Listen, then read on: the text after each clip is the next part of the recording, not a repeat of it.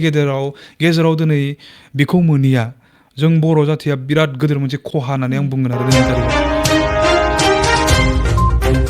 दिपबिनि जेनाखि दैदेनगिरि गायसनगिरि मिस्टार डिआर नाब्ला सार बिथांखौ दिनै जोंनि बर' हारिनि गेजेराव मोनैया जोबोद खाफाल गाज्रि होननानै जों साफ्रोमबो बर'फ्रा साननो नांगोन।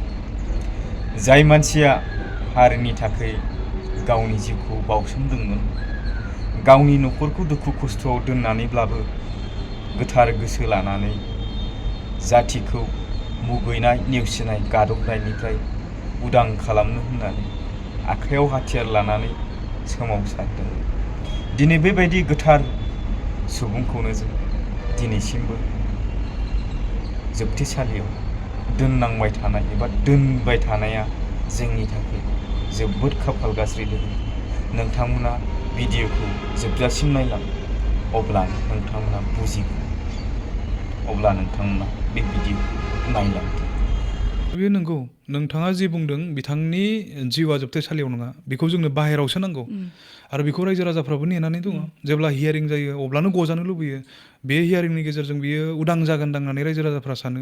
आरो नोङो जि बाथ्राखौ बुंदों बिनि जायगाया जेलाव नङा होननायखौ रायजोफ्राबो फोथायो। बेखौ जोंनि गेजेराव नांगौ होननानै। आरो आङो बेजों थाफानानै खामानि मावनाय हिसाबै दिनैसिमबो आं बेजों मोनसे सोमोन्दोआव दङ हिसाबै आं बुंनो हायो जोंनि गेजेराव दिनै बेखौ मोनिया जों बर' जाथिया बिराद गोदोर मोनसे खहा होननानै आं बुंगोन आरो दिनैनि तारिखाव। खारन बियो 34 बोसोर नांबोबाय जागायजेननायनिफ्रायनो आफादगिरि एनडिएफबिनि।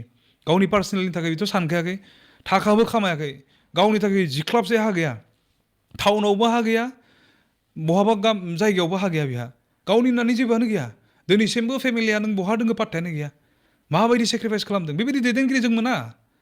साननैसो नोङो दैदेनगिरि जाफ्लानानै लिडार जाफ्लानानै नुबायानो थादों जोङो माबायदि। गोबां दैदेनगिरिफ्रा गावसोरखौनो सिनाखि होननानै लादों। सासे सोरबायाथ' बुंलायदों माने घिखौ नोङो सिदा आसि थुनायाव जुदि मोनजायाखैबा खायलेङै खालामनानैथ' जानांगोन ना, बेबायदि बुंलायदों सोमावसारनायखौ एक्टिंआव लाफ्लानानै, फावथिना खालामफ्लानानै। खिन्थु रियेल सासे दैदेनगिरि होननानै बुङोबा आंनि नोजोराव दिनैसिम आरो गोबां बर' रायजो राजाफ्रा बेखौ नुगोन, रन्जन दैमारि होननानै दिनैनि तारिखाव आं बुंनो हायो। आरो बेबायदि बेक्तिखौ दिनै जोङो जेलाव दोननांबाय थानाया जोंनि थाखाय खाफाल गाज्रि होननानैबो बुंनो हायो जोङो। बियो गावनि होननानै जेबोखौनो साना दिनैसिमबो, हारिनि थाखाय सिन्ता खालामो। थ' बेबायदि बेक्तिखौ जोङो जोंनि गेजेराव मोनिया, लाबोनो हायिया जोंनि थाखाय बिराद खाफाल गाज्रि होननानै आं बुंगोन। आरो जों रायजो राजाफ्रा बेखौसो जों साननांसिगोन। बर'नो दिनै रायजोआसो हासिगोन। खारन बिथाङा जेलाव थानांनाया पियर पलिटिकेल। जोंनि मोनफ्रोमबो समस्याया राजनितिजों थोंजों सोमोन्दो दङ। राजनितिया दिनै फेभाराव गैयिनि थाखाय जोंनि साइड जोंखौ मोजां मोनैनि थाखाय दिनै बे समस्या जानानै दङ। नङाब्लाथ' गगौमोन। हाग्रामा महिलारि बिथाङाबो केस दङमोन। राजनितिया गावनि आखायाव थाबाय, राजनिति पावारा, राजनितिया फेभार खालामबाय, राजनितिकआ बिथांखौ मोजां मोनबाय, बिथाङा उदां जाबाय, फ्रिलि थानानै नोङो खामानि मावनो मोनबाय, 17 इयार्स सलायनो मोनबाय। दिनै जेलाव जोंनि दैदेनगिरिफ्रा मानो थानांदों? राजनितिकआ दिनै जोंनि आखायाव गैया, जोंखौ मोजां मोनाखै, बेखायनो जोंनि समस्यायैनो जानानै थादों। बेवहाय मोनजानो जिहेतु लुबैयो आरो बियो फैथारनांगौ जोंनि गेजेराव। नाब्ला सारजों लोगोसे जेसेबांखिनि जोंनि दैदेनगिरिफोर दङ गासैबो गबोनांगौ, हारिनि गेजेराव मोनफैनांगौ। जाय बोराय बुरै बिमाफोरा दिनैसिमबो नेनानै दङ गावनि फिसाफोरखौ, बिसोरो गासैबो गावनि न'खराव मोनफैफिननांगौ, बेखौ जों लुबैदों। आरो बेखौ लाबोनोब्ला राजनितिकआ हागोन, पलिटिक्सआसो हासिगोन। आरो बेनोखा, बेवहायनो आं बुंदों पलिटिक्सआव बयनिख्रुइबो देरसिना रायजो राजायानो। नोंथांनि मोनसे बेसेन गोसा भटजोंनो नाब्ला सारखौ जोङो जोंनि गेजेराव मोनगोन। आरो बेखौ मोनोब्ला जों नुगोन जोंनि लुबैनाया जाफुंगोन।